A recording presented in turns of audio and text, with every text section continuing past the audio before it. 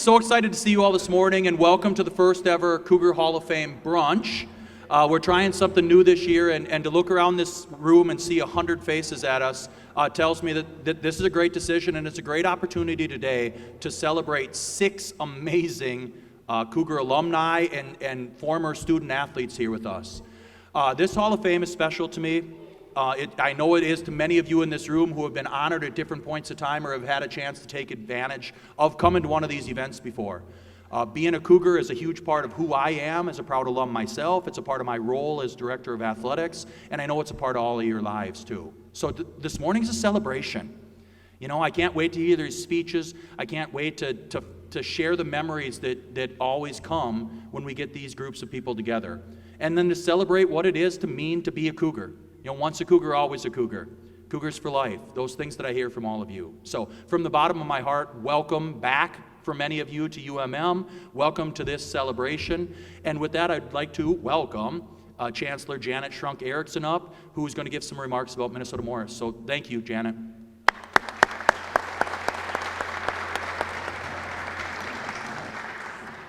I had to make sure I had the right remarks. This is my 3rd event of the morning. There's a lot going on this campus today. It's great, and welcome to you all. It's wonderful to see you all here.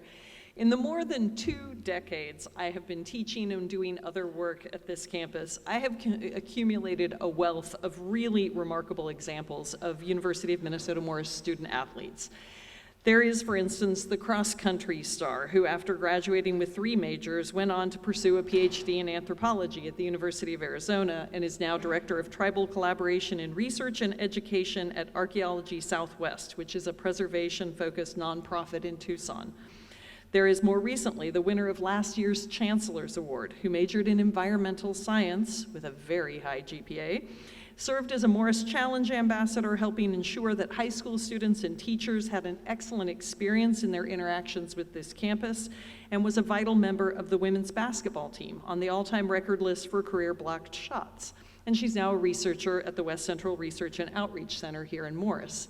I could go on and on and on with examples like this, but I won't. Breakfast is over there.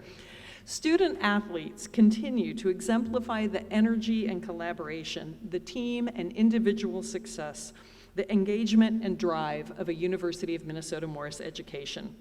You all know that. In case you need more recent proof of that, though I'm guessing this is already a persuaded audience, let me note a few Cougar accomplishments from the last year. 153 student athletes were recognized with academic all-UMAC honors. That means they had a 3.5 GPA or better during their respective semesters of competition. A 3.13 cumulative GPA was for the entire student athlete population last year. 73 of our student athletes were recognized as UMAC All-Conference for athletic excellence, The American Volleyball Coaches Association and the U.S. Marine Corps 2023 Team Academic Award went to our volleyball team and coach Joe Sussenguth. And women's golf claimed the program's first ever berth in the NCAA D3 playoffs and competed in Florida. And for the year ahead, we have so much to look forward to along these lines. 336 student athletes on campus this year. The biggest number in the past 20 years, and Matt says potentially ever. So 336 of our students. Really great.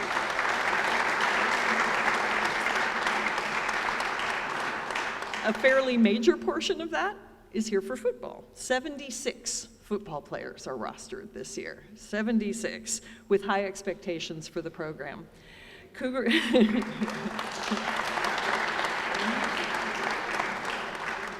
And the Cougar Golf Tournament in July, I know several of you were players in that, posted a record number of golfers as well as a record amount of revenue generated. Thank you for that.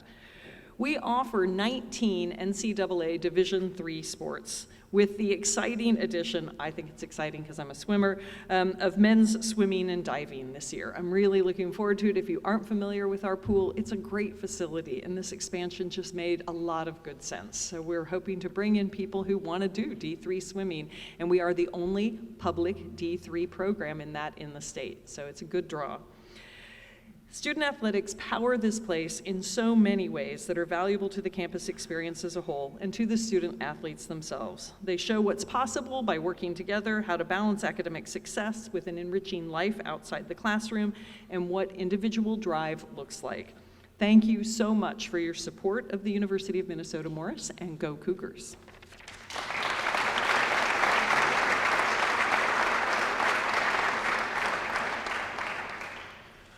Thank you, Janet, for those words, and to this group, and I say this widely and proudly as I can, the amount of support that our athletes and our staff feel from administration on campus, from Janet to the vice chancellors that are here to all those other parties is profound, and it's something we're incredibly important and incredibly happy about.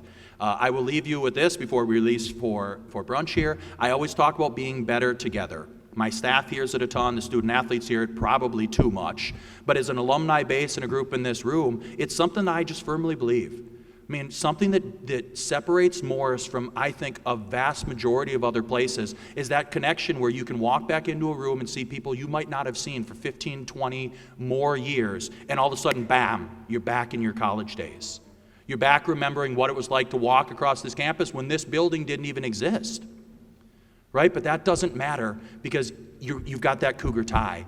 And for Janet and others to come and support it and be a part of it this morning too, I'm just incredibly grateful for. So the first thing is some just real historical context about the Hall of Fame. When it was established in 1993, at that point in time, our director of athletics, Mark Fohl, got together with a committee that was composed of Jack Aamodt, names that many of us are familiar with as chancellor, Gary McGrath, who was the vice chancellor for student affairs, Rick Cunningham, athletic trainer, Joyce Kane, who was a longtime athletic department secretary, Jim and Pat Tanner, who almost every Cougar fan had interactions with, and then Coach Fohl himself. So that was the onset, and it was established at that point in time for just the reason that we're here together today, to honor athletic supporters, to honor teams and players that impacted the now, at that point of time, 30-year history of UMM, and now we are 30 years past that, so in our 60 years. In terms of what the current Hall of Fame, Coach, if you'd advance to the next one, is it's a group of 6 individuals. Myself, I sit on that along with Gary Donovan, who I think many people have had a chance to interact with. He's the former director of the Career Service Center here. Tracy Anderson, who is our faculty athletic representative. Tim Grove as an associate athletic director and our head women's basketball coach. Heather Penny Roy, who carries many titles as an assistant athletic director. She's our senior woman administrator on campus, and then also our longtime softball coach. Erin Christensen, who was in attendance with us here today, there she is, hey Erin, as a UMM Morris senior development officer, and then myself. So how the genesis of this committee came is we wanted to have different people from different places on campus and different experiences to make sure that we're really catching a robust look at our athletic history. And the process for it is there is a nomination. Sometimes those come from external folks. Sometimes that's an internal look back at record books and things of that nature. We gather each spring, and then it's a pretty thorough vetting process in terms of making sure that our numbers align, making sure that we have graduates, et cetera. And then it gets us to where we are today, and that's with, and I say this very candidly, 6 unbelievable award winners, nominees, people that are going to join a pretty illustrious history of Cougar athletics.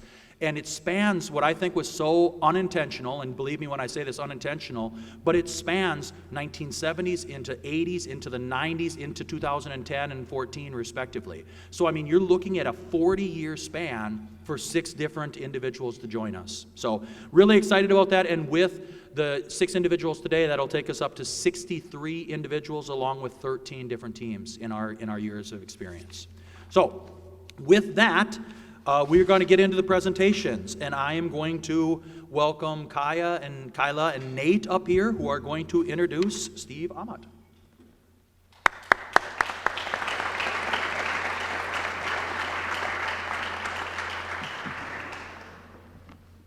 Hi, good morning.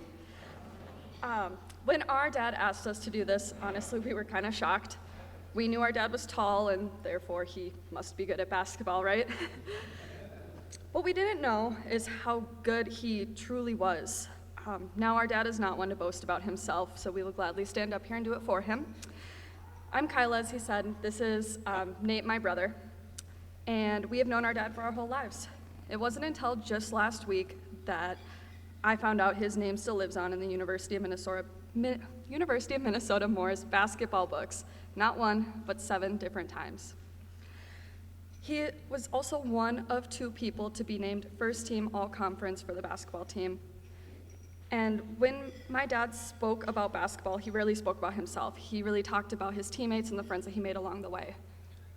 So yeah, we weren't around to see our dad in his prime, and since that's what brought us here today, we spoke to some of those lifelong friends and teammates that he made here at the University of Minnesota Morris, and so I wanted to share a couple quotes and stories that they gave us about him. Troy Rates spoke about one game at the Corn Palace down in Mitchell, South Dakota, where in the first half of the game, Steve would get the ball in the post and pass it right back out. At halftime, they went into the locker room, and Troy got in his face and yelled at him to shoot the ball more. He ended up with 27 that game and 25 in the second half alone. Sorry. Craig Ross reflected on my dad's freshman year by saying, "I was a junior when I met Aamodt on campus. He was better than me, and even though I didn't know it at the time, he could have responded to my juvenile responses about losing playing time, but he didn't roll like that. He was about the team. He was about character, and he still treated me with respect. He is truly a class act." And Scott Colbeck summed it all up by stating, "He would deflect a lot of praise back to his teammates. You would have never guessed that he was a star just by looking at him." Now, there are countless people we could have spoken to that would have parroted these statements, but we don't have enough time to go through all the praise that he would have received. Even after his personal career ended, our dad shared his love to the sport, to all the players he coached throughout the many years, and he lives on as a great father, son, coach, and player in the world of basketball today. Now, we didn't even have a chance to brush the surface on how amazing our dad truly is. But honestly, words could never describe the kind of guy he is. Now, we have the pleasure of getting to introduce the best guy we know, our dad, Steve Aamodt.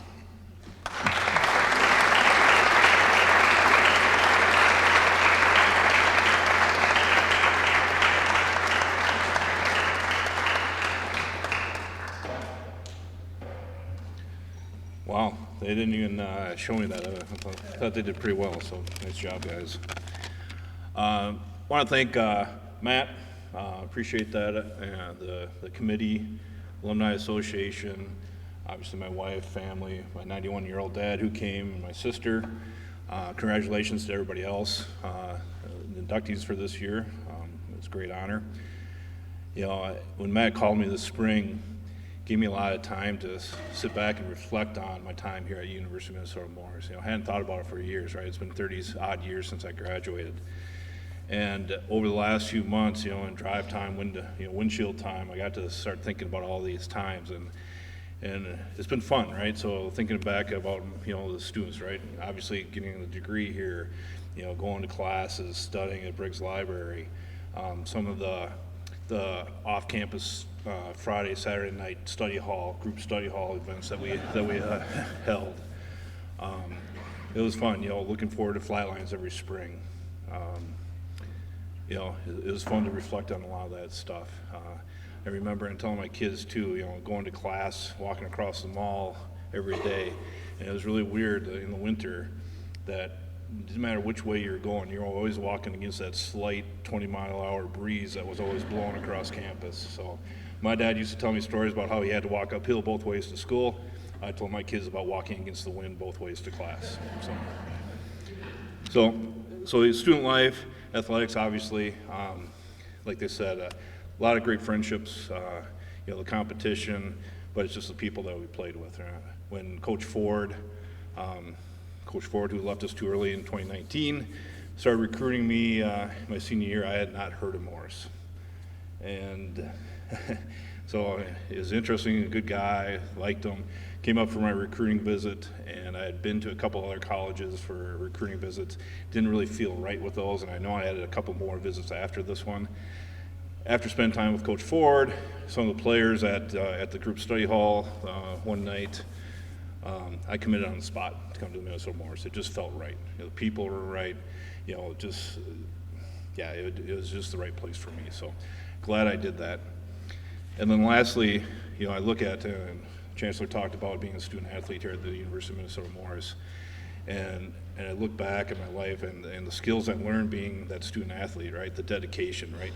Having to do sprints when you didn't want to, having to go to study after games, right? When you're tired, but you had to for class. The time commitment, right? Time management you had to do to make sure you still got your grades and time on the field. All that stuff is really, to me, is what helped make me successful in my career. I think I'm successful in my career as my life went on. I believe I'm a successful husband and father and son. And University of Minnesota Morris is a big part of who I am. And so I thank Matt for bringing me down memory lane and start thinking about and appreciating again the time I spent here at Minnesota Morris and the committee. So again, thank you very much. Again, congratulations to everybody else on the committee, and go Cougars.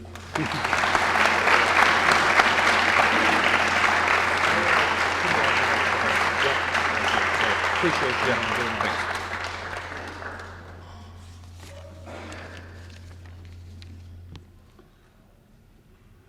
For our next inductee, I'm going to call up Mr. Ron Larson, who is going to introduce Tom Bergner.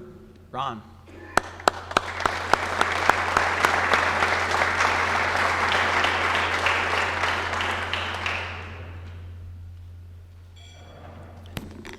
Congratulations, or thank you, Matt. First of all, congratulations to all the other Cougar inductees into the Hall of Fame. I've been known to give some long speeches, so Tom wrote a script for me, so I'm going to read some of that. Tom Bergner was one of the greatest quarterbacks to ever play the game. That's a joke. He did not write that. No, I'm going to tell you my story, and you're going to hear some things that you haven't heard about Tom Bergner before, but Tom Bergner, Tossin' Tommy, Touchdown Tommy, Tommy B. He began his college career in 1968. He was not recruited to play football at the University of Minnesota Morris. He played basketball on the freshman team, was invited back to play on the varsity the following year, and he also became a starter on the baseball team as a freshman in the spring of '69. He was a 4-year starter as a shortstop on the baseball team. The team won the NIC Conference Championship in 1970, the first UMM team to ever go into to ever win a championship in Morris history, which that same team was inducted into this Hall of Fame 2 years ago. He started every game as a shortstop and occasionally pitched for 4 years, and that was at a time when the NIC consisted of the St. Clouds, the Mankato's, that were known as the Moorheads, and other Minnesota State colleges. In football, he finally started his career the following fall. He became a 3-year starter. He played as a backup his first year and a 3-year starter as a sophomore, junior, and senior. He was the starting quarterback in the NIC championship football team in 1970. That was also many years ago inducted into this Hall of Fame. He was an all-conference quarterback in the NIC in 1970 and 72. He probably would have been all-conference as a junior as well, but he played with a broken thumb all year, and Coach Simpson switched our offense to a veer offense because we had great running backs like Doug Patno and Robbie Olson, Thayer, and we can go on and on. But anyway, so Tommy was not necessarily passing a whole lot with a broken thumb his junior year. But as he went on with his career, he set numerous UMM and NIC passing records during those years. He became a captain of the football team in 1972, and he was awarded the Outstanding College Athlete of America, one of the Outstanding College Athletes of America, and also won the NIC Glenn Callaghan Award in 1972, given to the outstanding senior football player in the conference. Following graduation, he signed a free agent contract with the LA Rams, played in 3 preseason games, got got traded over to the Dallas Cowboys, was their scout squad quarterback for a while. Decided, I'm not sure I'm going to make any money doing this. So he began his education, his 36-year education career. Bergner to Mike Baugh, All-American receiver from Evansville, Minnesota, went on to get a pro tryout as well. Boy, those were sweet music to the ears of the fans, the players, the coaches, you name it, rung out by our longtime announcer, Mike Tate. In those years, Tom then continued throwing touchdown passes to the Warren Andersons of the world, to the Pat Popowskis of the world, obviously to Steve Long and many, many others in that next year, 1971 and 1972. I had the pleasure of playing 3 years of football with Tom and 4 years of baseball with Tom. When he came off for that, when we started out as freshmen in 1969 season, he was a smooth throwing shortstop, and everybody loved his arm. And so there's some of us that started working on him, because 9 of us were also on the football team that played college baseball. So he said, how come you're not playing football? What is going on? Same motion, great arm. And finally, he, with some convincing from a number of us, and I'm sure some of the coaches noticed his talent also, he began his football career. Thank God he did. We're all lucky he did. But why wasn't he recruited? Well, he told me one time the New Richland, and he's got a lot of his family members here from New Richland, they were, like a lot of teams in that era, they were running teams. So he said the only time we passed was when it was 3rd down and 20. And so obviously he didn't get a whole opportunity to show off his arm in high school.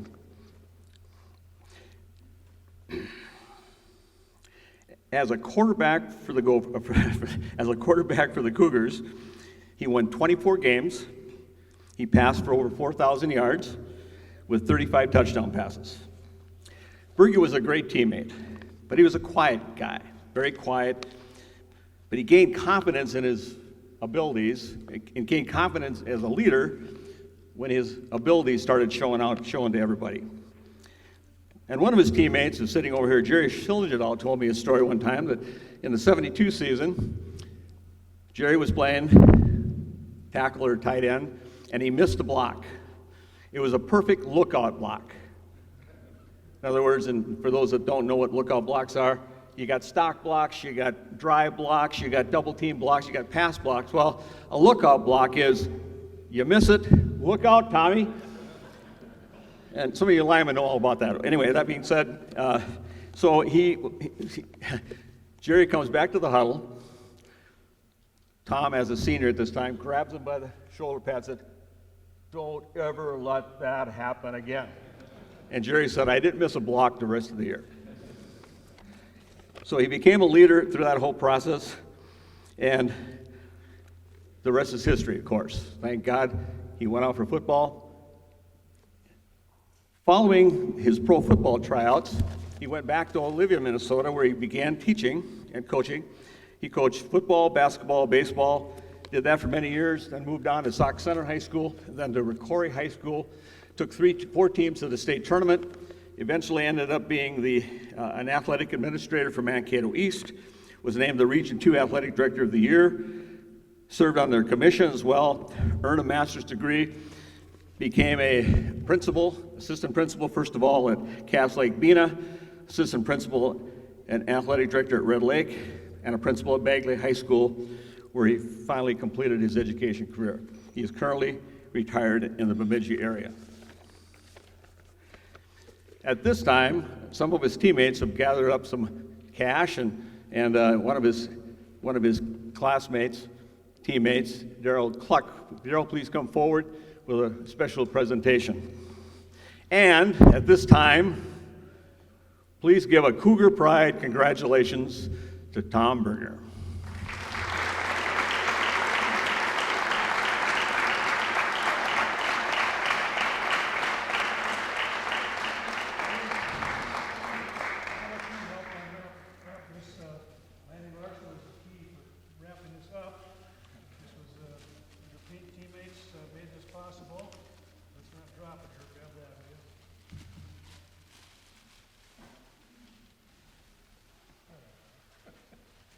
This was done by a professional artist in Austin, Texas, and he took the newspaper clippings from the Morris Tribune after the championship game in 1970, and this was, he made a watercolor painting of Tom in action with an actual caption from the Morris Tribune down there. So Tom, from your teammates, job well done, and thank you for being a good teacher.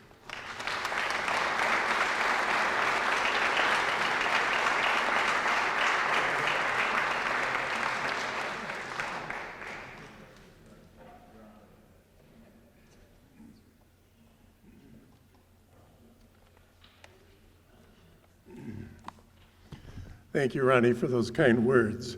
I don't know if half of them are true, though. I'm very humbled and I'm very honored to be here, as I know that I am up here because of so many people who've lifted me and because of so many of the great people that I associated with being a Cougar athlete. It's been a long time since we were here as Cougar athletes. It was, as Ronnie mentioned, it was 1969 through 1972. As I think about that, in those years, 50 years prior to that, it was 1919 in the early 1920s. And I thought that those times were just ancient. I don't know if cars had even been invented yet. Yeah, just so much has changed. And now those of you who are quite young here may look at us as almost extraterrestrials because it's been so long. As I drove here this morning from Alexandria, and I drove through Glenwood, Starbuck, Cyrus, and into Morris, so much has changed, but so much has still stayed the same. I smiled on my entire drive, just recollecting, and there were some things that were familiar, and again, some things had totally changed so much that I wondered, had I even been here? Is this possible? Is this real? Believe it or not, we were once young, strong, fast, aggressive, skilled athletes when we were here about 50 years ago. That may be hard for you to believe when you look at us now. We did wear helmets in those days. They weren't leather helmets, and we did have face masks. The forward pass had been invented, and it was legal. My young grandson had read a historical book on football, and he asked me, well, did you play with Bronco Nagurski and Red Grange, Jim Thorpe, Crazy Legs Hirsch, Howard Hopalong Cassidy, and aren't those great nicknames? But we had our own names. Darrell, Bronco, Kluck-Gursky, Crazy Legs Patnode, and Jim Hopalong Heidemann, if you're familiar with any of those legends of Bronco Nagurski and those people. 50 years ago, we were here, and I'm proud to say that we excelled. The physical skills are obviously gone now, but what we cherish are the relationships, the memories, the well-earned wisdom, and we have stories to tell. Some of them are even true. I don't remember many of our games or many of the specifics, but I do remember the great relationships that were formed because of Cougar athletics. I originally had a 20-minute speech planned, but knew my son Marcus would be sitting there where I could see him, and he'd be giving me this sign and rolling his eyes. And so I've pared that speech down. There's so many things I want to say about the great days of being a Cougar athlete. I've condensed what I need to say into about 19 and a half minutes. Have you ever been a part of a miracle, a part of an impossible dream, a part of something that's just magical? Well, I have, because of my associations with Minnesota Morris and because of being an athlete here. Very honestly, I came to Morris, as Ronnie mentioned, to play basketball and baseball, and naively didn't understand that I had to be a student and stay eligible. And so I didn't attend classes very often. I thought the library was a place you go to read Sports Illustrated. And I ended up on academic probation at the end of my freshman year. My academic standing in college were in serious doubt. I nearly never made it to a second year. But athletics that first year went well as I started on the freshman basketball team and was invited to come back and play as a sophomore, and as Ronnie mentioned, started at shortstop for the Cougars. In basketball, I could tell I was going to have to wait because of people like Mike Tate and Greg Starnes. It was going to be a while that I was going to be riding the bench if I ever played at all. And so I decided to play football in my second year. I was a scrub and I was an unknown, and started out as a 5th or 6th team quarterback in the depth chart that fall, and either requested or was given the number 24 because they ran out of quarterback numbers and I was the last quarterback in the depth chart. I thought I might make it as a split receiver or defensive back, and those of you know me who know my speed are probably chuckling about that because I didn't have speed. We had a senior quarterback that year, another quarterback from Minnetonka, another quarterback from New York. Good heavens, who was I? A quarterback from Little Richland High School, and as Roddy mentioned, we threw the ball when it was 3rd and 25, and that was it. But after the first week, I had moved up and was in the number 3 quarterback. After another week, I was number 2, and we scrimmaged, I believe it was Concordia, and I got playing time and must have done some things well. We played our first home game against Bemidji State at the P.E. Annex Field, P.E. Miller Field, against Bemidji State. We were trailing and struggling at the first half. We hadn't scored and were shut out. I heard the call, "Bergner, you're in." I ran onto the field. I had forgotten my mouth guard or lost that in the confusion. As I was putting my helmet on, there was popcorn falling out of it because I had been relaxing on the sideline and just watching the game and never expected to play. I couldn't believe it, but I must have played well as we ran the option at that time and were throwing the ball. And we won an important game. I had never imagined that I could or would play college quarterback, and then started the next game. Over a 3-week period, from being a scrub and being a nobody to being a significant football athlete, that was the unknown magic that occurred to me. I don't know why and I don't know how, but it was magical. As a result, I competed for the Cougars, became a student, stayed eligible, earned a degree, became a father while I was in college, made great friends, and contributed to the schools and communities where I worked in my work career. I am proof that athletics are important for many different reasons, and sometimes we give up on athletics who aren't academically achieving. Sometimes it just keeps some of us hanging around and hanging on. The lesson, perhaps, is don't give up on people. Sometimes it takes us slow and shy ones a longer time to grow up and find our way. Things went well for the next 4 years, and Cougar athletics, especially football and baseball, put UMM on the map and in the news. From virtually nowhere, as a relatively new college, which had not had a lot of athletic success, we consistently competed, for tough NIC conference championships in baseball, football, and basketball. Women's sports, unfortunately, were just beginning. I can't believe that we thought that way, but finally and rightfully they were getting their chance. We won UMM's first ever NIC conference championship in baseball and in football in 1970 under the leadership of Coach Simpson, and became a statewide and upper Midwest force in football and a very competitive baseball team. We were supposed to be the easy win, But we beat the big colleges in Minnesota, the St. Cloud States, Moorhead States, Winona States, Bemidji State, and beat Mankato, which was a North Central Conference team at that time, as well as some very, very good teams from Michigan Tech and a team from the University of Wisconsin-Milwaukee. And we beat every North and South Dakota team and every Nebraska team that we played, as I recall.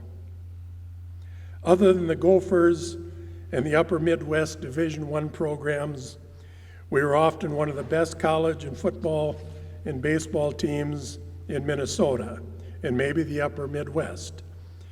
We were in the statewide sports news in the Minneapolis Tribune, the St. Paul Pioneer Press, the St. Cloud Times, the Mankato Free Press, the Fargo Forum, and throughout the state. UMM had become better and more favorably viewed and known throughout the state and in the upper Midwest at that time. Obviously, that was very important to the Morris community and to our UMM campus. We now had the state's attention. A bunch of small-town, small-time football and baseball athletes. That was the impossibility that I can never sufficiently explain.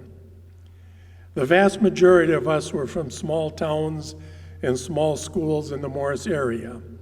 Evansville, Barrett, Glendon, Kensington, Herman, Hancock, Graceville, Morton, Appleton, Brandon.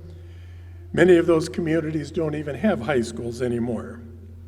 We were not physically big athletes. As you look at the people that I played with, there aren't big people there, are there?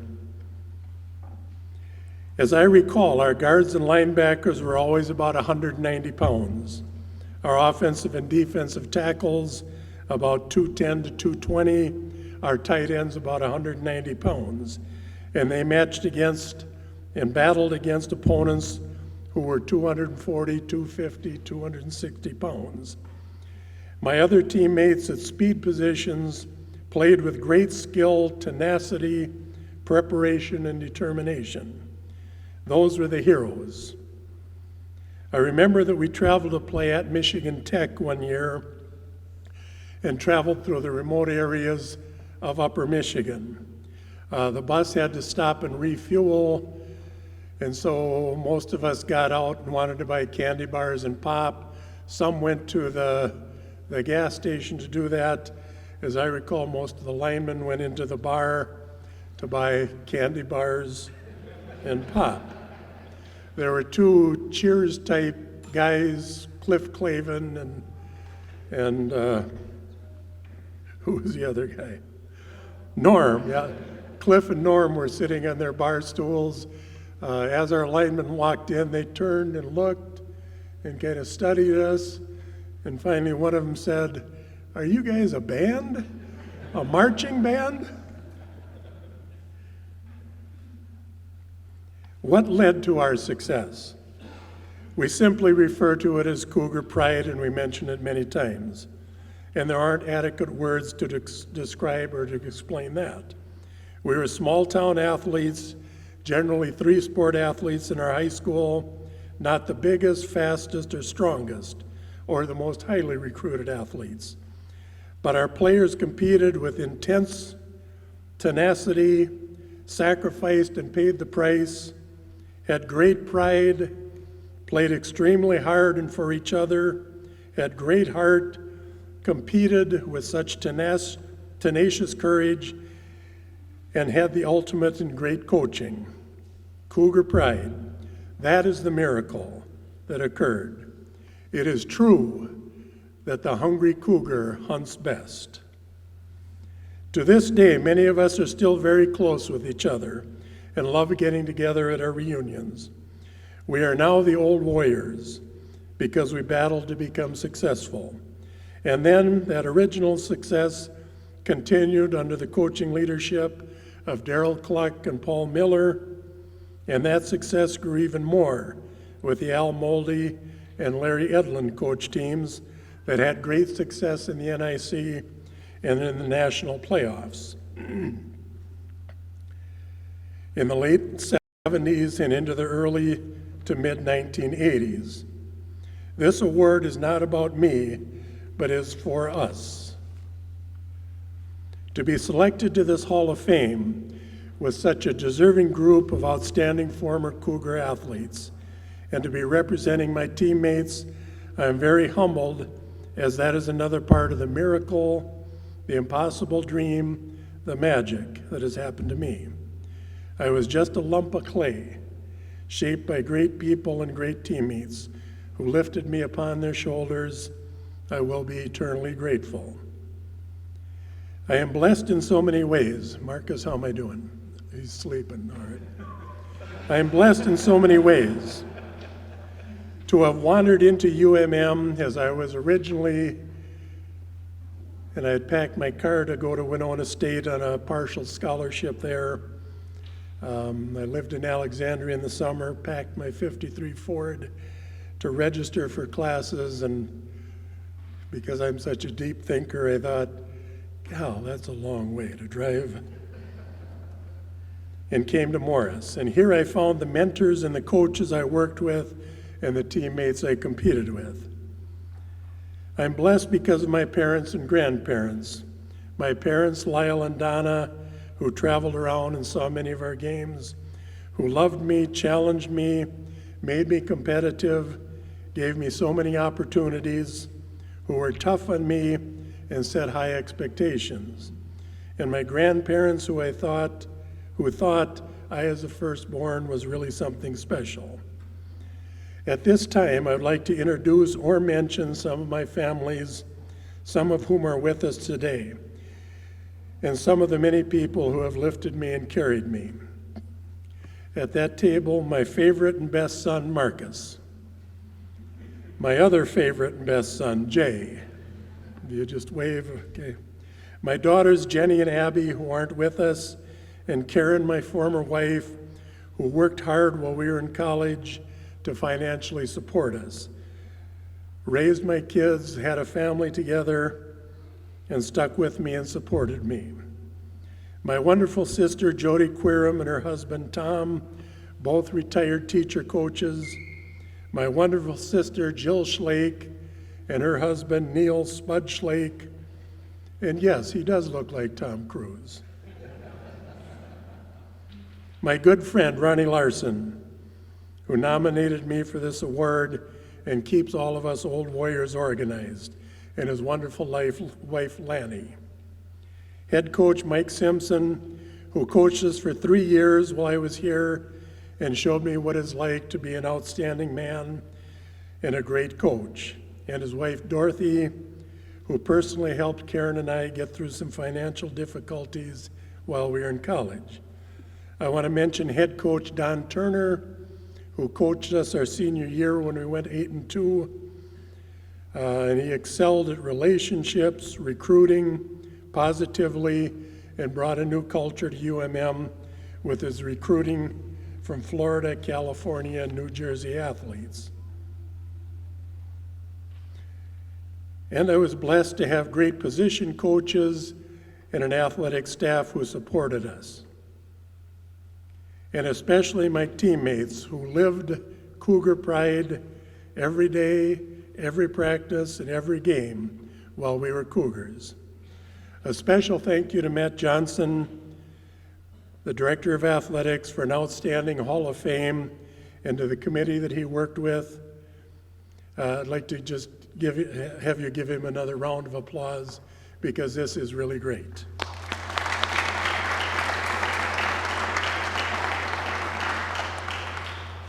Thank you.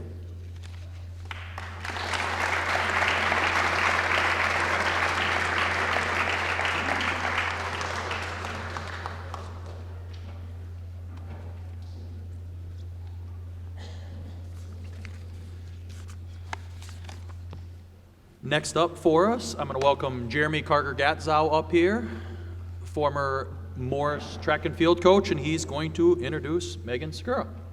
Jeremy.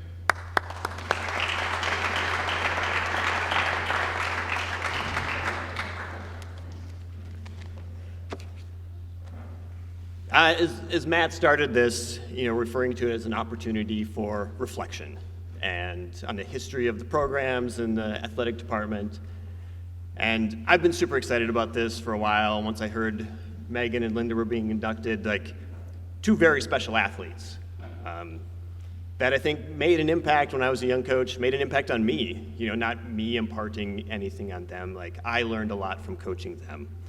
And it's been fun to reflect on like all of the stories and all of the time like that we've spent with them.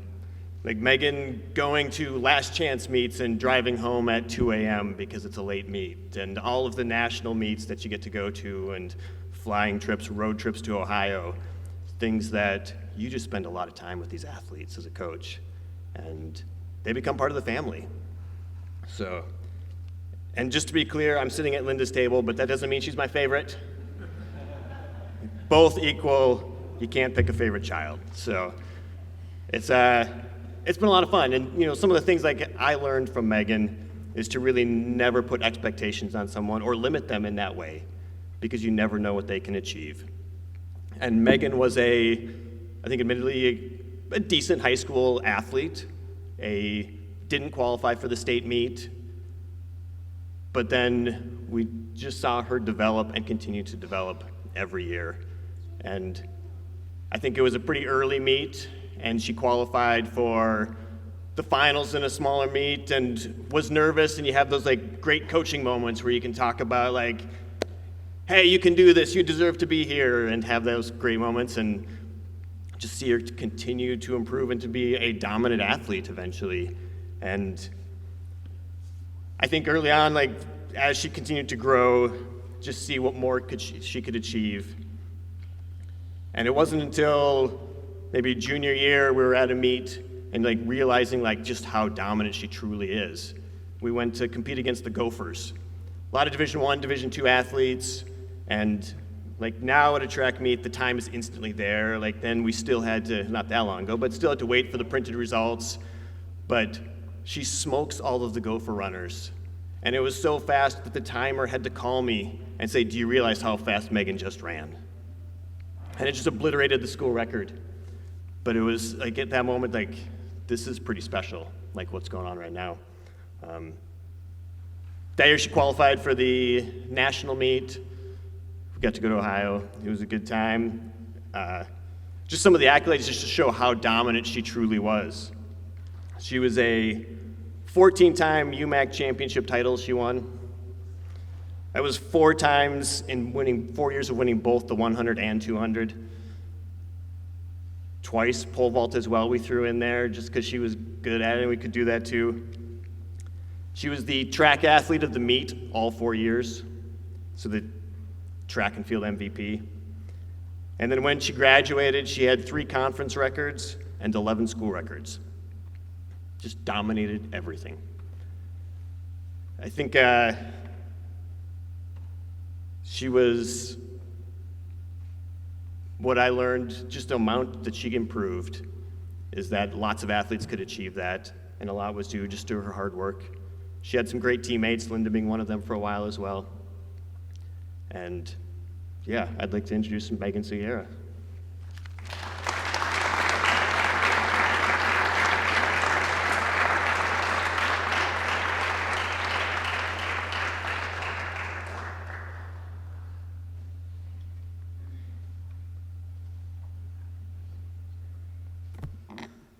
All right, I'm not much of a public speaker, so this will be short. I have loved track since I started in 7th grade. When I was choosing a college, I knew I wanted to go somewhere I could keep competing. Morris is a great small school where I was able to do sports, clubs, and still excel academically. Running track at Morris was a great experience. Friendships were made, bonding over surviving tough workouts and long bus rides. Through hard work and dedication, I was able to continually improve my times and even break some school records. A lot of that has to do with Coach Jeremy. He really researched what training would be the most effective. He also helped me through some tough times, including a few hamstring injuries and even falling on my face in the 200 at Nationals. He helped me brush off, ice up, and get 6th place in the 100. Thank you for all the encouragement. Also, thank you to my fan club, my parents, and my then boyfriend and now husband, Mike. I always seemed to have an extra boost of speed when you guys were there. Track helped teach me hard work, dedication, and not to give up. I hope my kids someday come to love track as much as I do. Thank you for this honor.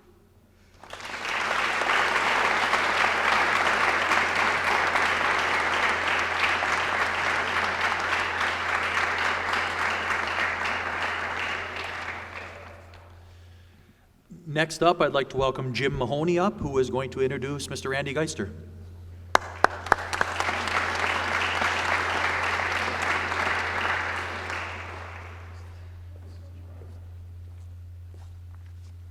Good morning. Welcome, everybody. It is my honor this morning to introduce Randy Geister as an inductee into the 2023 University of Minnesota Cougar Hall of Fame. After completing his outstanding athletic career at Prior Lake High School, including being a key member of the Prior Lakes 1977 boys basketball state championship team, Randy chose to come to UMM to play football and basketball for the Cougars. Randy was an outstanding player for the great Cougar teams of 1977 through 1980. Those teams had a combined record of 39 wins, 8 losses, and 1 tie. They won 2 NIC conference championships, and they were in the NCAA Division III playoffs each of those 4 years. I know that there's a lot of talk about that being special times and magical, and it really was. I grew up in Morris, and so I had the I was fortunate to be able to watch those teams basketball and football. The P Center was always packed, and the field was always the stands were full of people. And as they talked about, Mike Tate would be on the PA announcing, I don't know, it was like 4 years where they didn't lose a conference game. And as they mentioned, I mean, these were a lot bigger schools that everybody thought would kick our butts, and we were kicking theirs. So it was a magical time, and it was fun watching those teams, and Randy was a big part of that. Randy played a big part of their success as tight end position. He was a nice big target, had nice soft hands, and over his 4-year career with the Cougars, Randy had 80 receptions for over 1,000 yards and 14 touchdowns. He was twice awarded both All-NIC and NCAA Division III in all the All-American honors. The following spring, Randy and teammate Wayne Whitman were signed as free agents with the Dallas Cowboys. Eventually, both were released, but Randy was then picked up with the Chicago Bears, where he saw action in preseason games. It also gave him the opportunity to practice and play with several future Hall of Fame players, including Walter Payton. I think Alan Page was wrapping up his amazing career, and was Mike Singletary I think he was a rookie that year and stuff, so a lot of great players. So Randy contributed to UMM both on and off the field for many years. He played for the Cougar basketball team, where he was a 3-year letter winner. And when his playing days were done, he returned to Morris and contributed to UMM in several ways. He worked in the admissions office, where he recruited the whole Midwest area for recruiting new UMMers to Morris. He worked in he also coached the Cougars men's basketball team for a year, and when UMM started the women's softball team, he was the program's first coach, coaching them for 3 years. I first got to know Randy when we played together on UMM's football team in the fall of 1980. And when I say we played together, I kind of use that loosely, because I was a freshman, I stood on the sideline, and I watched Randy play on the field, having another All-American season. I did not really get to know Randy a lot until a couple of years later. Randy was working in the admissions office, and my wife Beth was also working there. She would talk about Randy and his wife, or fiance at the time, Patty, and that we should get to go out for a beer and get to know them better. We clicked right away, and we've been close friends to them ever since. We always look forward to when we can get together next, and I always look forward because then I can hear another Randy Geister story, because nobody tells a good story like Geisty. I know that we're here this morning to honor Randy for his athletic achievements, but as great of an athlete as he once was, is, he is even a greater friend and human being. This would be no great surprise if you know his parents, Mel and Orma. They were tremendous people, salt of the earth, and Randy's biggest fans. On Saturdays, each fall, they would make the 3-hour trek to Morris to see Randy and the Cougars play. They were proud of him, and they'd be even prouder of him today.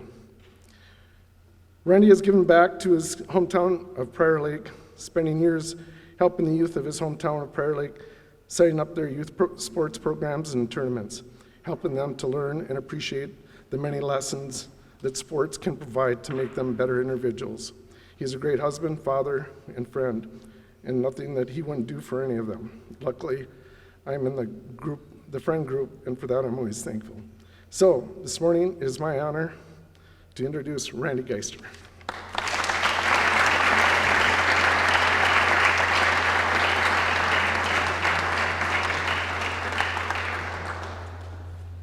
Wow, hope I'm deserving of that. Appreciate it, Jim, that was great. It's kind of halftime here. I'm a wanderer, so I'm going to talk loud if you don't mind. It's halftime. We're halfway through this. When it was a win, and all of us are winners, we're here attending University of Minnesota Morris on campus. We've got Hall of Famers that are here. We've got Hall of Famers that have been previous Hall of Famers that are here. And it's a good time to kind of just stand up. So stand up, give everybody a break. And one thing that we always did, at least when I was going to school here, when we won a game, we sang the Rouser. I bet you know it. If you don't, you just hum it along, if you will. All right? So we'll start off. Minnesota, hats off to thee. To our colors, true we shall ever be. Firm and strong, united are we. Rah, rah, rah, the sky you must. Rah, rah, rah, rah. Hats off to you all then. Woo! All right. Thank you for joining in on that. Hope you don't mind. All right. People, that's the key. When it came to UMM, it was the people that made me decide to come here. It was the people that encouraged me while I was here. It's the people that's affected me after college. So I really think that it's all about the people. I'm an emotional guy. I don't know if you knew that or not, and you probably don't, but good chance you might see me break down. But was deciding to, Jim mentioned my mom and dad, and they were the kind of folks that grew up on farms, had kind of just very plain day-to-day jobs. They wanted to be sure that I got what I needed. I was an only child, so I got what I needed. And I don't know if my youngest grandson, Lucas, is still here in the room. If he's not, he's back there. He's sleeping. But if you want to see me at 2 years old, go take a peek at him. And he's got my appetite too, so I could get up here one of these days. But basically, my parents, they didn't appreciate sports at all because they grew up on a farm and they just wanted to go through with that. Well, I didn't get much exposure to sports other than the neighborhood that I happened to live in. Those people were always there for me.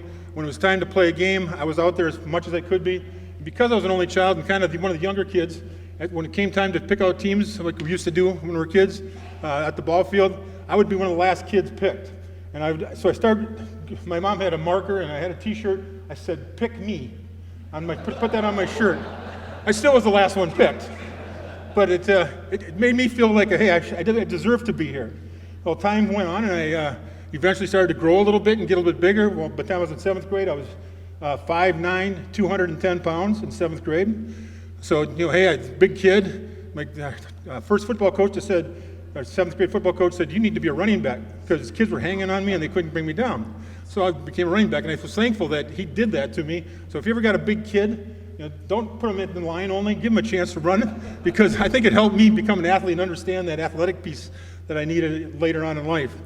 But deciding on UMM was a real treat. I had decided, I'd been recruited by the University of Minnesota, South Dakota State, USD, and North Dakota, and was kind of looking for that place that fit me, and well, I felt Augustana was a place for me. Was really excited to go down there, visit with them, and they said, hey, we'd like you to walk on. And I said, my folks don't have a lot of money. I'd really like to get a scholarship. Sorry, we don't have any. All right, well, I'll think about it. So I kind of was thinking Augustana. Well, UND brought me up, said, hey, we'll get you a scholarship. Great, that sounds good. Hey, you're a tight end? Yep. We throw our tight ends, 5 to 6 times a year, okay? All right, well, it's a scholarship, so I'll take it. So I signed it, was heading to North Dakota. A friend of mine was going to be coming to Morris. He was being recruited by Larry Edlin for baseball, Rich Huel. I don't know if you remember Rich, Larry, but he was a wild-armed, fast guy that he never knew where he was going to throw it. And I know my brother-in-law, Steve Hansen, can attest to that. He said it was one of the guys you didn't want to bat against in batting cage because you never knew where he was going to go. But anyhow, Rich was a good athlete, and he played football as well. And, I don't know if somebody had asked him to or if it was just kind of on a whim. He asked me if I wanted to come up to Morris. And so I said, sure, I'll go with you. So we came up here. I happened to be that Coach Moldy was available that day, and he spoke to me a little bit about the football program. And one thing that's bucked in my ears, he said, we'd like to throw to the tight ends. We've had a tight end that's been pretty good in the past, and so on and so forth. And I go, sounds good. So he put me together with a couple of guys, Jerry Johnson, Gary Radke, Scott Erickson. He said, these guys are going to take you out tonight, and when you get back, we'll talk tomorrow. Okay, great. Well, they took us out on a little social event for the evening, and we had a lot of fun, probably more fun than we should have as high school athletes. But the thing that was embedded in my mind that night was by the athletes that we came across. It was Steve Bender and Bob Foss, as an example. We were at this social event, and those guys were talking about how they had transferred Bender from Colorado State, and they had come here to win. He said, this is the place you're going to win. And I remember Steve Bender in particular saying, if you're going to win, you're going to beat all the other schools in Minnesota, this is the place you come to. And so I said, okay, that sounds good. Well, the football players, they had that same confidence about them. They wanted to win. And they said, if you're going to play football here because we're going to win. Well, that sounds cool. It sounds good. Winning, catching passes, that sounds kind of fun. Well, went back home, and after talking to Moldy again for a little while, went back home, and I wasn't really in probably the best shape that next morning after that. And when I spoke to Moldy, Coach, I didn't speak along to him because I just didn't feel like my head was in it. And he was kind of not happy with some of the players that had taken me out. Well, about a week later, I called him back and let him know that I was going to be coming to school here. And he goes, oh, great. So that was in April of the year. Came to school, got a chance to participate. The great coaches that we had here. And again, that was one thing that the players spoke about with the great coaches. They said Coach Moldy, Coach Edlin, Coach Glass, Coach Cluck, Coach Glass, I mentioned him. But he said, we got great trainer in Dave Engelhardt. And so what's this Dave Engelhardt guy? Well, Dave was a lifesaver to many of us athletes, and that he, during that era, really took care of us well and made sure that he did the extra thing. And later it was Barb and Rick Cunningham in particular, that took care of many people. And those people were really instrumental in things we did here at UMM. But there was my freshman year then, as I came in, we got going with the season, and I played in the Shrine Bowl previous to that. And so I had felt a heads up on what was going to be happening.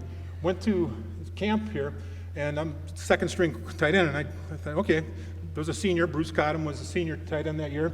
I can live with that. Coach Moldy said, you'll get some time, get some practice time. Did fine, I thought. I never practiced any other position, just tight end. I did some long snapping as well. Well, then I get to the first game. We're playing Concordia Moorhead. And before that, it's Barry Bennett was a defensive tackle for Concordia Moorhead. Barry was a monster. He was playing in the NFL for about 12 years, I believe. And he was playing for Concordia Moorhead, a D tackle. First series, Gary Radke's knees blows out. So I hear, Geister. Yeah, go in and tackle. Change your uniform. I had an 80s number on. Moldy tells Happy Holt, if you remember Happy, but Happy was a junior tackle, had been here a while. He had a 70s number. We switched uniforms. He goes, go on in and tackle. Well, tight end to tackle, plays are similar, but I hadn't really practiced that at all. Well, anyhow, Mark Williamson, All-American, UMM, Cougar, Hall of Famer. Mark was a senior that year. And he said, Geister, I got you. You just let me know what you need. I'm here. I'll tell you anything you need to know. And again, it was the people that they took care of us. And we went to the line of scrimmage. I realize I'm going across from Barry Bennett. I go down to my stance, and I'm shaking. I'm thinking I'm going to get a procedure penalty here. I'm just moving so much. And thank God they didn't call anything. I just wanted to get the play over with. And after that, things were fine. All was good. Got to play my freshman year then as tackle. It's alumni game. My freshman year, we played the alumni after spring practices, and had a kind of starting at tackle. And I asked Moldy, "Can I play some tight end?" "Sure, you can." Coach said, "We'll get you a chance." And at halftime, I hadn't played tight end yet. I said, "Hey, am I going to play some tight end?" "Yeah, go ahead." And he said, "We'll get you some tight end." So I'm going to tight end. I caught about 3 passes. Then the last pass I caught, I was kind of diving, and don't dive too much, but dove a little bit towards the sideline, caught one with one hand, brought it in. Coach Moldy was standing right there. I said, "I'm a tight end." And I don't know if he took kindly to that or not. I just ran back to the huddle real quick. But we ended up that next year he had a tackle coming in, so that was good. So I got to play some tight end for the final 3 years. Long snap for the final 3 years. It was a lot of fun. The people that we had, Al Krebs at quarterback. My freshman year, we had Rob Kuhlman and Jerry Witt at running back. We had Jack Silliendahl, wide receiver. Later on, Donnie Clarquist at wide receiver. These guys were phenomenal athletes, and to be a part of that, they're what helped make me what I was able to do. So it was all, again, part of the people that we met and the people that were our teammates, I think, that really were the key pieces there. So football program kind of went on, and when we were done with football, we usually made the playoffs, which was great. And we did all 4 years that I was here, thankfully. But that would take us into late November, or maybe the 1st of December even. Well, I wanted to play basketball as well, so that made it tough to go play basketball. Because they started the season probably in late October and practices, and by the time I got there was already about 5-6 games in, it seemed like. And so when I got going finally, it'd be about the middle of December. So I really didn't have a position as a freshman. We had such a good team, it didn't matter. I was just a blip on the radar. My sophomore year, I got a little playing time, and then my junior year, things were going fine, and I ended up breaking my ankle in warm-ups of a game. And so I don't know if Coach Cluck remembers this or not, but there was some recruits or some people recruiting me at the time, or pro scouts that were looking at me after my sophomore year as well, and they were just kind of nosy at the time. But it was after my junior year, but junior year of basketball, that they came in and Coach said, "Hey, I've got a guy." Coach Cluck says, "We got a guy that's coming here. He wants to talk to you." But I had a cast on at that time, and he goes, "If you don't mind, I'm going to tell him that you're on J term."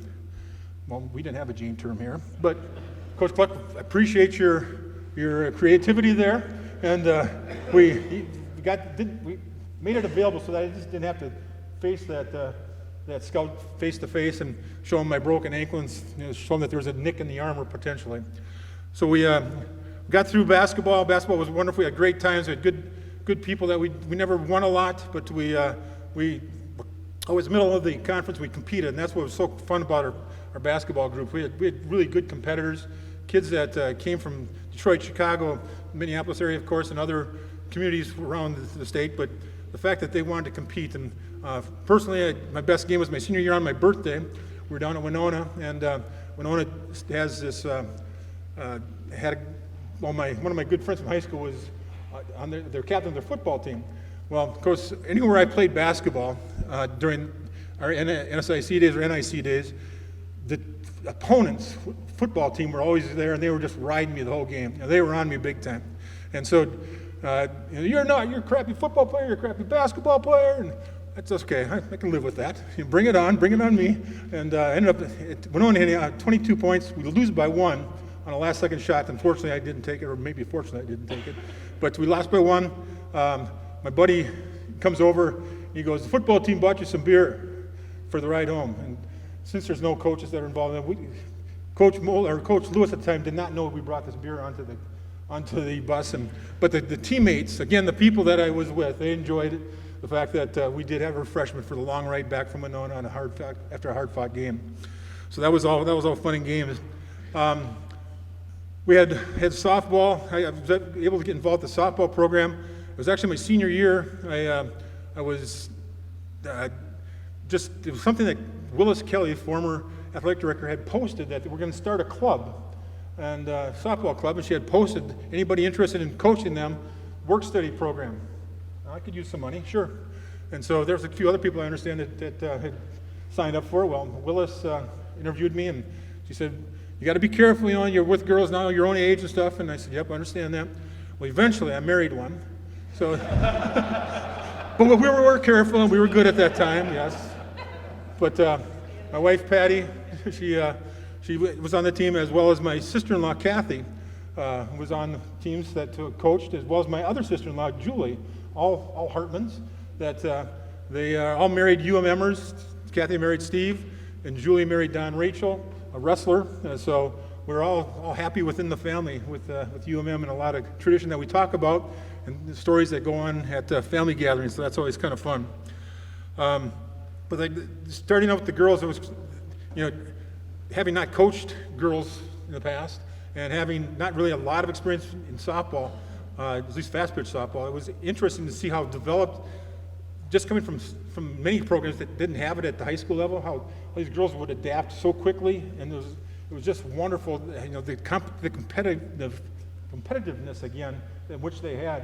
They wanted to win, and the first year we just had club. We just did Wilmer and Fergus Falls, and we won those games, and that kind of set the table for when we did go to play in the NIC, as it was then. That we really competed, and I think that was again the thing that I enjoyed the most, is how much the girls competed and made things happen there. And after college and in my days of playing, I had an opportunity to play with or get signed by Dallas, and that was a great time. We signed, Wayne Whitman and I both signed at the Morris Motel with a scout. He happened to be down in Minneapolis. He came up. He said, I'm on my way. Will you sign if I come up there? And what do you say? No. And in the meantime, get a call from Kansas City and from Cincinnati, and they're kind of saying, well, we want to come and sign you. So, well, there's a guy from Dallas already coming. Well, if you want to sign with us? I wasn't bright enough to say, how much can I make or how much do I get? Unfortunately, I was just so excited to sign that I kind of took the first offer, and Dallas was on their way. I said, I'm going to hang out with them. So when he came to town, we had a little party going on that day because it was the last day of the draft as well, and we ended up enjoying that. They signed us at Morris Motel. He took us out to the Diamond Club, which doesn't exist anymore, but many of us do remember that. Went out for dinner. He said, get the surf and turf. My fiance at the time, Patty, had come along with us, and she said, what do you guys want to eat and drink? It's all on me. Well, then he said, well, you better take one with you. Surf and turf, sure, take one with you. So we already ate one, took another one with us. He said, here's a $100 bill, go have some fun tonight. So I think we bought a keg, and we had it in our basement. So a lot of people got to enjoy that night, including myself, of course. When I went to Dallas, it was a great experience. Coach Landry was there at the time. We had Gil Brandt, got to meet him. Their quarterback was Danny White at the time, and they had me at center because I had long snaps. I had long snap all through, like I said, through the years here, and so they moved me to center. I wasn't quite ready for that piece of the puzzle. Randy, the last name, I lose the first name of defensive lineman for the Cowboys, Randy White, thank you. He happened to be in a drill alongside him. It's a passing drill. We take off. He comes up with the arms across my arms. It was whacking down. I thought I'd lost both. I'd lost feeling in both arms. I thought they were gone for sure. But no, they were there, but I just wasn't getting in his way. And it wasn't long for center, unfortunately. So prior to the preseason, got cut from Dallas. Headed home next day, find out they get a call from Chicago. They want me to come over there and play tight end. Again, a little bit more excited then about that opportunity. So go to Chicago, and they had 5 tight ends in at the time. Robin Earl, who had been their tight end the previous year, was holding out on a contract, so I thought, hey, that's a good deal. Ended up making it till where there was only 3 tight ends, thinking that's kind of what they're going to keep. We're down to the last weekend of preseason. I'm getting some playing time, getting the chance to show my wares a little bit and having some fun with it. Well, Robin Earl signs then that last week. they have to cut somebody, and it was me. And so they, since they put out this money for him, they weren't going to let that go, and said, stay in shape, maybe things will happen. Well, things didn't happen in that regard, but I was able to come back to UMM at that time, get a job in admissions, thanks to Bob Vikander, and our relationship that we developed over the years. Bob taught me how to golf. I don't know if I'm not a very good golfer today, so that's not probably a feather in his cap. But we came back to campus, worked at the university here for 3 years, was able to again continue on coaching softball, and got an opportunity to coach basketball. And that with 1 year as an interim coach, since Mel Lewis was going to be leaving for a year for sabbatical, that 1 year was very educational for me. And again, the players that I was able to coach them, they were freshmen. We had 1 senior and 3 freshmen starting. And then that year, I think we only won like 4 games. I think we're 4-22. But we did win 1 game up at the Northern State tournament against Northern State. And if you recall, their old coach, he was a white-haired guy that was very animated on the sidelines. Well, he went nuts the whole game, and it was great to have beaten him. So that was a feather in our cap for the squad. But by the time then Coach Perry was taken over then that next year, and I remember Perry Ford, I should say, and by the time those guys were my freshmen that I played, when they were seniors, they won conference, or were at least tied for conference. So that was kind of my little reward for UMM basketball, the fact that they had done so well. But it was been great to be a part of UMM. The facilities were always great. The people that we involved with were always tremendous. And 3 weeks ago, we had a group of us get together up at Cragen's. There was about 40 football players, mainly from the 70s, a couple from the early 80s, that got together, and we shot the breeze. We got a chance to talk to each other about the stories, the things that happened, what we all did, and whatnot. And it was just really a great time to reminisce, as we all love to do. And the Cougar Athletic Hall of Fame, the members that are in it, there's I think 27 members that I either played with or coached or were a part of a team that they were a part of during my time here. So it's really a testament to the people that I was here with. And I want to go back, and we all get these golden moments, and one that sticks with me that I screwed up, but it stays with me, and I think it's a great life lesson, is when I was with the Bears, we're after practice one day, and Walter Payton, and I'd been lifting with Alan Page was in the weight room. Actually, he was just doing more bike stuff, staying more in that regard. There were guys doing lifting, and Walter Payton was in there lifting, and he was gone for a while.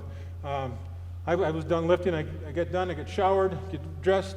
We had a meeting like in about 2 hours, and so I was going to run over and grab something to eat, or actually go back and have something to drink, and then go get something to eat.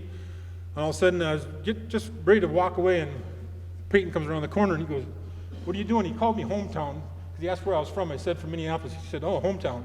That's not even close to Chicago, but it's all right. I wasn't going to complain. Well, anyhow, he ended up that, he said, "Well, what are you doing?" I said, "Well, not much right now. I'm going to head back to the room, I think." "Well, how about if we go running?" I go, "You want to go running?" He was dripping wet already. He said, "I don't know. What are you talking about?" "I go to the sand pit and I run." And I'm going, "Really? Why would you do that?" And he's, "Wait, it's good for your legs. It's good. It's a good thing. I've done it for years, and I really think that's key to me." I said, "Well, I'm tired.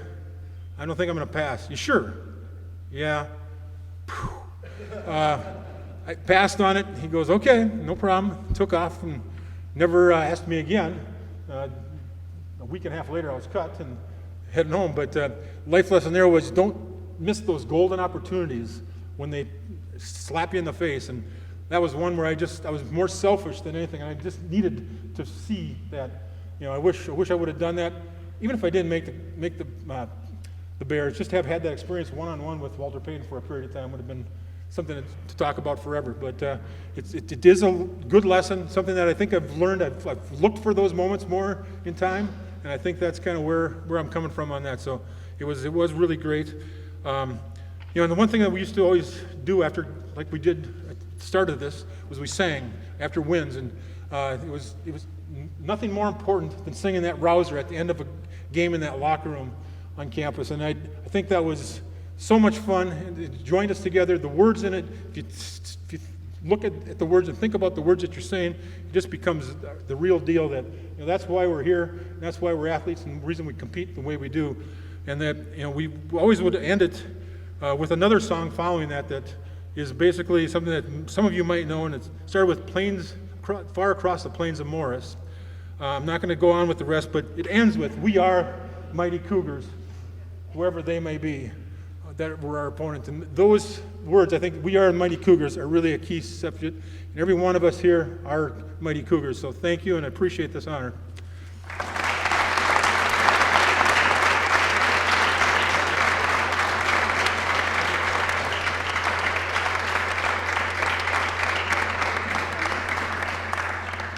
Next up, Jeremy, you're back on again, introducing Linda Keller.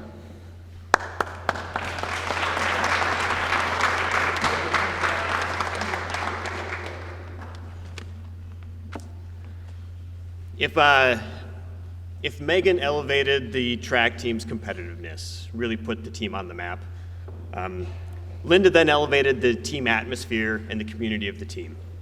She came into Morris as a very successful high school athlete. Multiple time state champion in cross country, multiple time state champion in track and field, recruited by Division I track teams, cross country teams. But I think having the small town farm girl wanting to stay small town, so that helped us tremendously. We were super excited, and it worked out all right.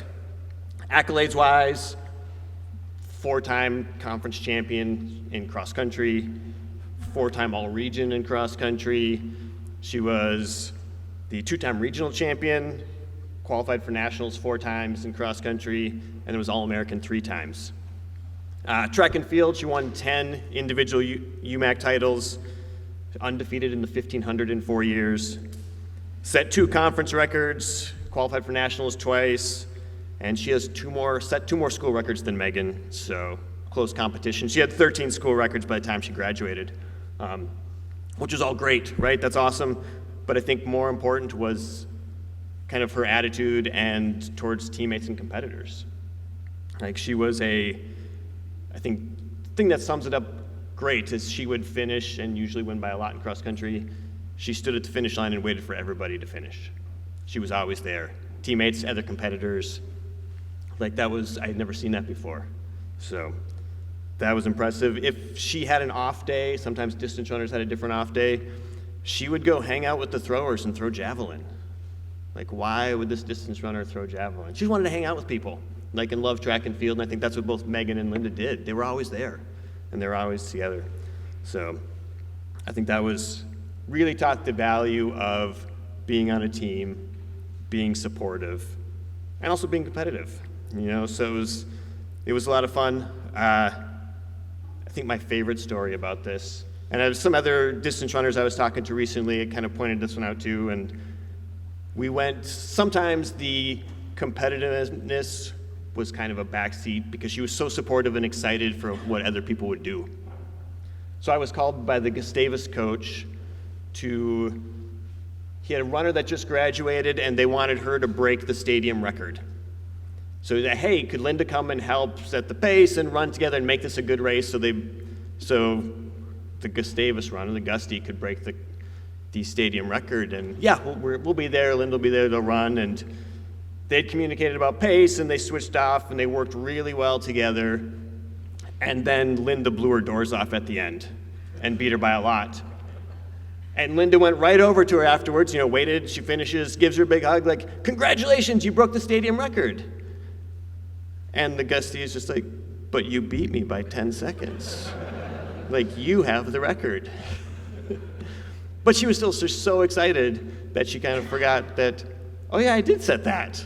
So I think, there's so many stories about just that support for teammates. And while she was very successful as an athlete, the part that stuck out is just what she did for the team, just beyond that. So with that, I'd like to introduce Linda Keller.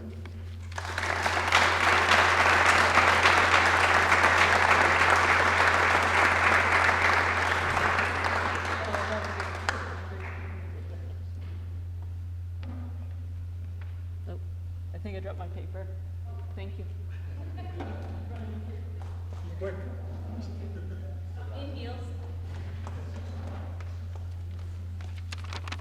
right. Thank you, Coach. I would like to start off by thanking the committee for selecting me for this recognition alongside the 5 other individuals here today. When I got the call from Matt Johnson, I'm not sure what surprised me more, being selected as an inductee or how much time had passed. Since that phone call, I've been thinking about the university and those who made an impact on me to where I am today. The university, staff, and students provided the space and opportunities to grow as an individual. I received a high-quality education and life skills that have benefited me in my career as an educator. For that, I'm eternally grateful. Not only that, the university allowed me to pursue my degree while also continuing my desire to run. There are many individuals, staff, classmates, teammates, and family members who supported me as I navigated being a student athlete, and I would like to take a moment to recognize some of those groups of people and individuals. First, Coach Jeremy, for seeing my athletic potential when I didn't see it myself. I still remember my first year when you told me that you could see me running a 5:45 mile pace over a 6-kilometer course. I didn't believe it at all. But through the individualized practices and even participating in those practices, specifically 400s with me, that vision became a reality, so I'm grateful for it. You also instilled the expectation of a student athlete. When coursework became overwhelming, you would modify the workout for the day to ensure I was successful in academics and athletics. Next, my teammates, and thankfully I have one of them here with me today, who encouraged me during difficult practices and on race days. They celebrated success and were an ear to listen when things didn't quite work out. My family, who has been my cheer system and teammates from the very beginning, my grandparents Ron and Doreen, and my brother Scott, who allowed me to use their property to train on, my brother Rick for coming to cheer at local meets, my sisters Christy, Joan, Mary, and Jackie for training with me with a variety of means. That would include running, biking, rollerblading, and even driving a 4-wheel alongside me. My parents, Vic and Debbie, who said yes to me to join a sport in high school. That one word made this entire journey possible. There are no words that seem to capture the true gratitude for all the support you have given me on this journey. I hope these 2 words are a start. Thank you. Thank you again to the university and the committee for this recognition, and congratulations to the 2023 inductees. Thank you.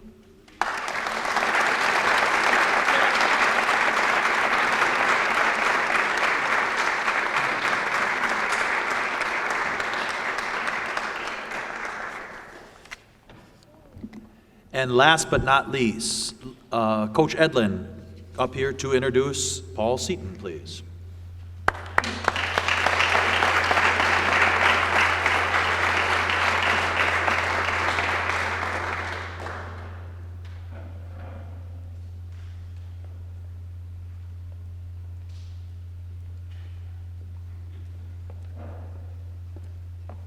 Thank you, Matt. First of all, I'd like to congratulate all the former athletes being recognized here this morning. I played with Tom Bergner in football and baseball. I coached football when Randy Geister was a player. And I recruited and coached Paul Seaton. All the former athletes being recognized here this morning, the whole group is very deserving of this award. Congratulations to you all. I'm honored to have this opportunity to introduce Paul Seaton. He was the best natural hitter I ever had during my tenure at Morris.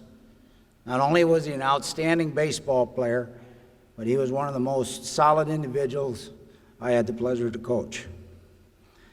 Paul was a consistent hitter. If he ever got fooled at a bat, it only happened once. The next time at the plate, he would hit the ball hard someplace. An example of his hitting ability is when he would get done with the basketball season during the winter, playing for Rich Glass's very successful basketball program, and they won an NIC championship, and Paul was a good player for Rich. he would come into the hitting cage in the old annex. A lot of people don't know that old annex was there, but it was. And he would take some time off between seasons to take a break and catch up on his classes and have just a little free time. I was unaware of when Paul would come into the hitting cage, except when I'd be working someplace else in the annex, and all of a sudden I'd hear crack, crack, crack, one hard rip after another. I would look up, and sure enough, there was Paul hitting the ball consistently from day one when he walked into the hitting cage. Another example is on our southern trip to Oklahoma. We were playing Oklahoma State, and the Cowboys had their top recruit on the mound. I had just talked to their coach in the pregame warm-ups about the kid that was pitching. The coach said he had a huge resume. When Paul came to the plate, I believe it was his second time at bat in the game, about the third or fourth inning, the pitcher's name was Bobby Joe. And Bobby Joe tried to blow a fastball past Paul, and it went 400 and some feet to left center. And we had put us ahead, and all of a sudden here comes the baseball coach stomping out of their dugout, the Cowboys baseball coach. He's cussing and swearing, going by me in the third base coaching box. Yells back to his dugout, "Hey, give me another pitcher. This kid needs some work." The last example I'd like to have of Paul's hitting ability is when we were playing Phillips University as the team we played on our southern trip each year. They had already been south and played a series of games, but we were playing them, and I got to give you a little background. On the field was on campus. They had a field house beyond center field fence. A ways back, there were some grass berms in there and sidewalks in between. When we were playing them, it was a nice setting. Kids would sit out there and watch the game and all those things. Paul came to the plate. We had a couple runners on, and the pitcher, again, made a pitch, and bang, there goes the ball 450 feet out on top of the roof on the field house in dead center field.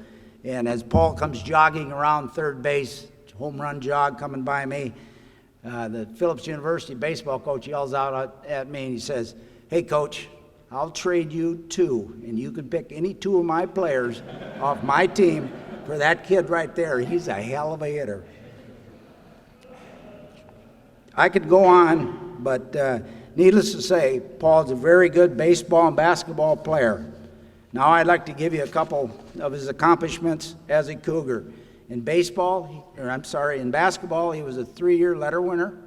He was a captain, and I already mentioned that he had won a conference championship, and he's already been selected into the Hall of Fame as a team member of that team in 1998.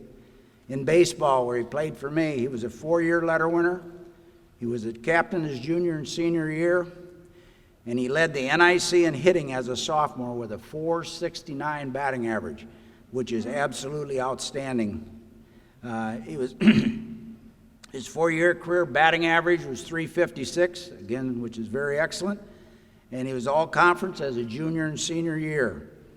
He led our Cougar teams with home runs, doubles, and RBIs both his junior year.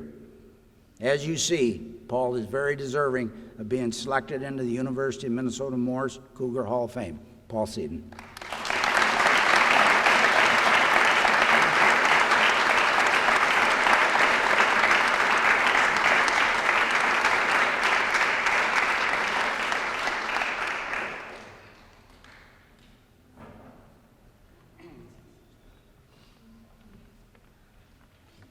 Well, after listening to those other 5 inductees, Matt, are you sure I was supposed to be up here? I don't know. There was quite the resumes of the other inductees, and that was wonderful. A little background, too. One of the things that happened at Morris is I was looking through the syllabus and deciding what I wanted to take for classes. And one of the things I noticed was the humanities credit could be taken care of by doing a couple things. And one of them was the Speech 101, and I thought, I don't think I want to do that. So I opted to join the choir and got my 5 credits and opted out of the speech class. So hopefully things will go better, even though I didn't take that speech class back in the day. So I want to thank Coach Edlin for presenting me today. along with his wife Connie. They came all the way here from Virginia. I know they're kind of in the mix with their travels, but as you probably know, Larry was an outstanding Cougar athlete here. All of his accomplishments. He was a great coach for me. And he also was a great athlete here at Morris. I didn't know all that until I got a chance to read his resume a few years ago. It is quite an honor to be selected into the Hall of Fame, along with the other inductees today. Humbling to have my name with all the rest of the inductees and athletes and coaches. I want to thank the Hall of Fame committee for all your hard work and my selection. Speaking of the Hall of Fame committee, as listed earlier, a couple on the committee, Jim and Pat Tanner, happened to be my mother and father-in-law. And I was kind of wondering why it took so long.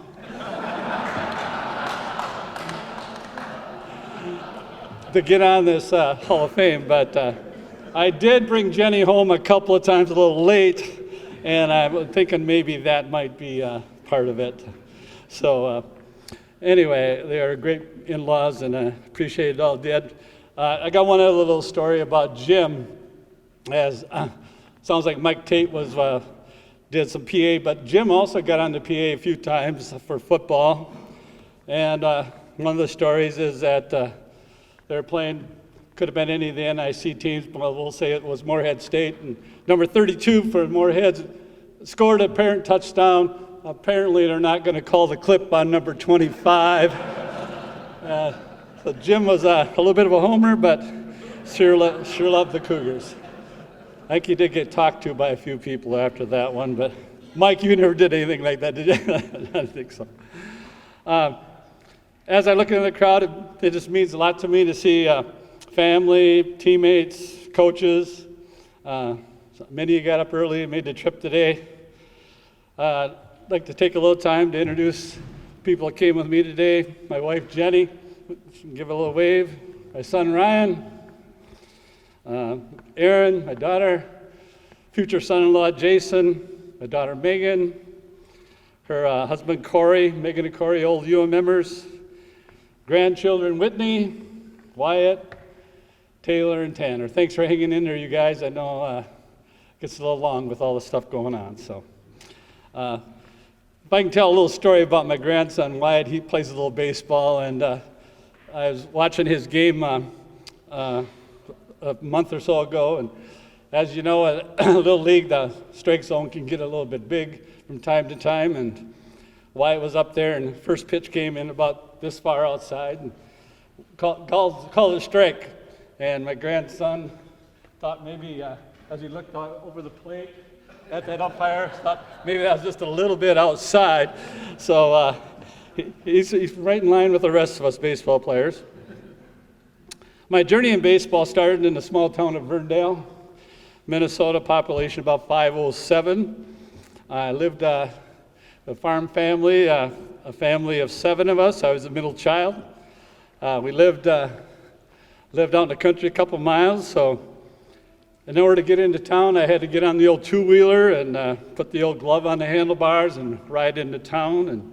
And we had the summer rec programs, starting with the little guys, the rinky-dinks, the pee-wees, and moved up to the midgets, and of course into the high school and Legion ball. Played some amateur ball for the Verndale Bison, and then started my career in 1973 here. I remember riding into Morris with my sister, and had that suitcase and my clock radio. I think that was it. Didn't need a whole lot more than that, but moved into Gay Hall and started my career in 1973. I was excited to attend Morris. I knew I would have the opportunity to play 2 sports. I was able to play basketball and baseball, and I remember coming to watch the baseball team. They played where Chiswick Field is now at that time, and I got a chance to see them play. And then I also got to visit with Coach Hadorf at the time, and he said, yeah, you can come try out for the basketball team if you want, but I didn't really feel like that was a real recruiting effort there, but I did. I decided I'd hang in there because I did love both sports, and it ended up working out great for me. I was fortunate enough to play with two of the most outstanding coaches, and Larry Edlin and Rich Glass. The only thing I don't like about both of them is many times I have to explain that I played for them, I didn't coach them. They look so much younger than I do that I have to explain that once in a while that they were my coaches and move on from there. Memories of playing at UMM include many of my teammates. You think about baseball, pretty hard to have runs batted in without getting a few people on base ahead of you. So I had plenty of those guys that good hitters, good speedy runners ahead of me in order to knock in a few of them.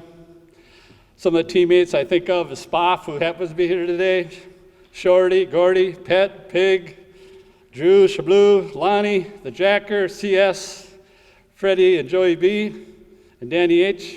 Sounds more like a funny farm than a baseball team, but they're all great guys.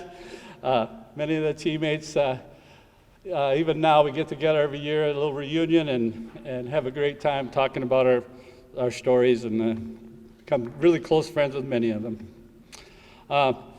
Another memory, southern trips to Oklahoma, playing at colleges like Oklahoma State, Oral Roberts University, Emporia State, Phillips University. Jerry Sillendahl just said, I really don't know why Larry couldn't have got a few easier teams to play. It seemed like he gave us quite a hard schedule there. But it was got us ready for our NSC games. Not many wins on those trips, so a lot of great memories and good competition as we went. So, one of the things I remember as a UM athlete is the appreciation and commitment of a lot of those guys who work behind the scenes. And a lot of you know them. Art Durkee, our loyal bus driver.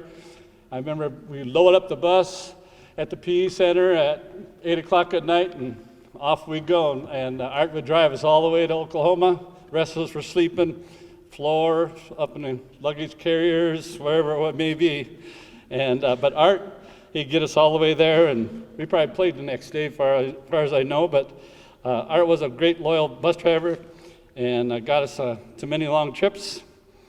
And many of you remember Vern Chandler and Chris Gracky, equipment managers, took great care of us, always having our gear and uniforms ready for us. In fact, on one occasion, Chris happened to see me walk by. We were heading off for a basketball game, and he looked at me and says, Paul, hand over that shirt. Apparently, it might have been a little wrinkled. I thought I was dressed up pretty good, but Chris thought that maybe throw that shirt in the dryer for a little bit, get those wrinkles out, and send me on my way. So I appreciate Chris looking after me. And somebody already mentioned Dave Englehart, our valued trainer, wrapping up ankles, patching up cuts, icing those sore arms. Really appreciated all he did. A couple stories about Dave had to do with me. During batting practice, once I was trying to lay down a bunt, and the ball ended up in my lip rather than on the ground. So Dave helped patch me up on that one. And then a game in Duluth, I just happened to be running down to first base, and Duluth baseball field wasn't the greatest. Had a nice large lip there by first base, and as I was coming around, took a little tumble, landed right in the middle of the chalk line, face down. And as I was laying there and hearing a lot of yelling and screaming, I thought maybe they dropped the ball out in the outfield, but actually it was the Duluth hecklers giving me heck for falling down on the floor or on the ground. Anyway, as I got up, here comes Dave running out there, and and he looks at me. I probably look like a ghost, and he just started laughing at me, and I thought, this is not good. My eyes were burning from the lime, and Dave tried to patch me up, and on we went. So our games at UMM were played on the new baseball field back then, which was about 50 years ago. And of course, the wind was our constant companion out there in almost every game. And one year, I think I had 5 triples. I'm pretty sure the wind helped on a lot of those triples. A lot of times the ball would start out in right center field, and that wind would take it right down the right field line. And was able to scoot into third after that. I did start out as out in left field, and I was trying to figure out why that ever happened. I never played outfield in high school, you know, the shortstop, pitcher, or whatever it may be. And I realized the reason I wasn't playing first base was Jerry Sulendal was already there. So I got to move over there in my junior and senior year, and I got out of that left field where all that wind was blowing around me. Helped me a lot, so appreciated that. My time at UMM was the beginning of my life's journey. I met a wonderful young lady in the UMM library. I did go to the library from time to time. That lady ended up being my best friend and wife. And as Jenny knows, and many wives of the baseball players know, when you marry a baseball player, you marry baseball. And I did steal that from Joe Mauer, by the way. But I appreciate Jenny and the kids. Spent many Sundays in the ball fields across central Minnesota. I want to thank them for letting me play that kids game for so many years. One of the neat things about the sport of baseball is that you can play it into your 20s, you can play it into your 30s, even into your 40s. And one of my joys was playing baseball with my son Ryan. We played many games together, had some great memories, great times, and some of those cherished moments will be good. And even now I enjoy a catch with my grandchildren from time to time, and enjoy that very much. I want to conclude by thanking the good Lord for good eyesight and the quick hands. I want to thank my coaches, Larry Edlund and Rich Glass, for giving me the best ball experience I ever could have imagined. I want to thank UMM, Athletic Mac Johnson, and the Hall of Fame Committee for the honor and organizing this event. And lastly, I want to wish this year's coaches and all the UMM teams a successful season. Go Cougs!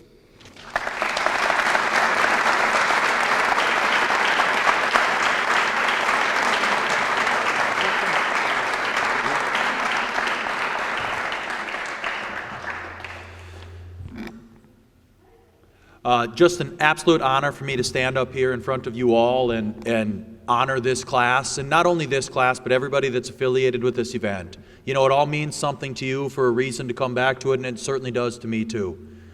So from the bottom of my heart, once again, thank you. Matt, would you advance the slide one more?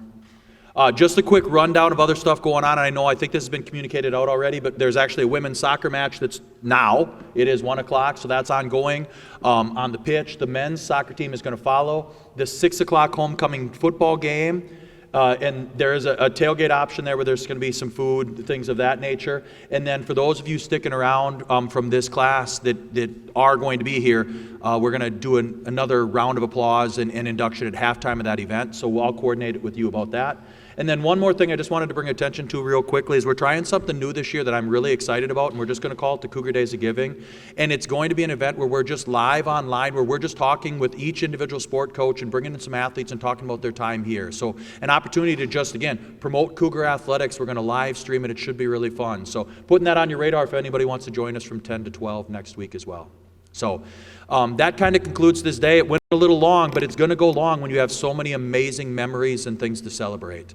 And again, that's what this Hall of Fame event is. It's a celebration of 50 years of memory or 10 years of memory. It doesn't matter. But when we're together in this room, we're UMM Cougars. And Randy totally stole what I do at every event when we get together is we sing the rouser.